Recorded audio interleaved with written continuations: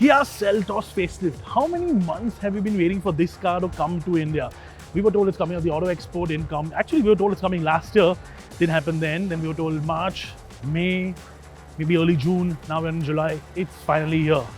Long time coming, isn't it? But that's good because they've done some major changes everywhere, from the front to the back. We'll talk about all of those changes. But let me talk quickly about the Seltos itself. 4 years ago when it came to India at the Auto Expo, I remember sneaking into the Auto Expo the night before and taking some pictures. Naughty behavior from me, but we wanted the picture, so we did it in any case. But it's always been a very conventional looking SUV, although it has its trinkets and sort of little bits and pieces which are glitzy. It's still very conventional. That's a good thing because what they've done with the facelift is take that conventional approach and sort of made it nicer, sort of made it more sparkly, sort of more Indian oriented. Lots and lots of new LED design elements everywhere. That's nice. People like those new LED sort of lighting signatures in the front. And even generally, I mean, the grille, this bit here, it's all evolutionary in terms of design, which is good because it's conventional, it'll age well. That said, front's evolutionary, the rear, slightly different ball game. Now in the back, the design changes are a lot more obvious. So if you're going to look at the Seltos from the back, this is going to look like an updated Seltos. Whereas the front is a bit evolutionary. This is sort of a generation up maybe, or a different look completely altogether. Of course, you get the new tail lamp cluster, which is very, very in line with what the global design language is.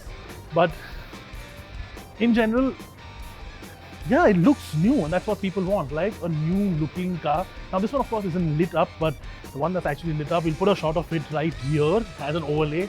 It actually rather looks quite nice, especially these little small LED elements inside, which are completely new. And of course these elements on the bottom as well.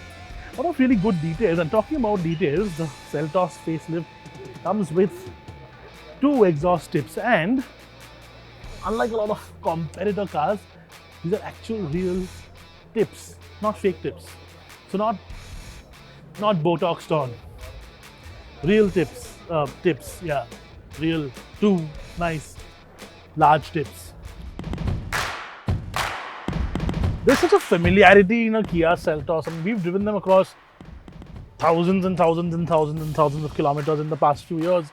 And there is still that similarity, but there are of course changes everywhere. You know, just like I mentioned, there are changes on the outside which are evolutionary. This is evolutionary too. Of course, you've got features. The big feature that was missing, that everybody really wanted, the panoramic sunroof. Well, you get that now, and the ADAS consoles up here, of course, with the camera and the sort of sensors and stuff like that. But you also get like updates on the center console, a little bit different, and you get a slightly different screen as well. In fact, this screen is slightly curved now as compared to the last one. At least that's what it feels like from like a first look.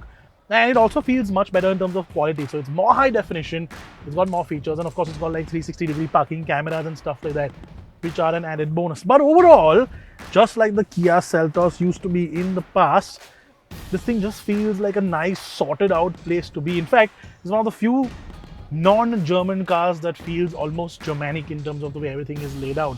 You know, the flat bottom steering wheel and stuff like that.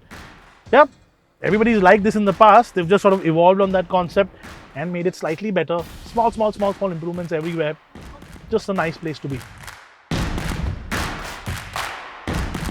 Okay, so that sort of wraps up what the changes are on the outside and the inside, but there's a lot more. Now, I said right in the beginning that the changes are right from the front tip to the rear tips, and I mean that. Now, so let's talk about safety functions first, right? I'm guessing this is going to be a more safer car, not because of a better crash rating. We'll have to wait for that to actually drop when it does happen.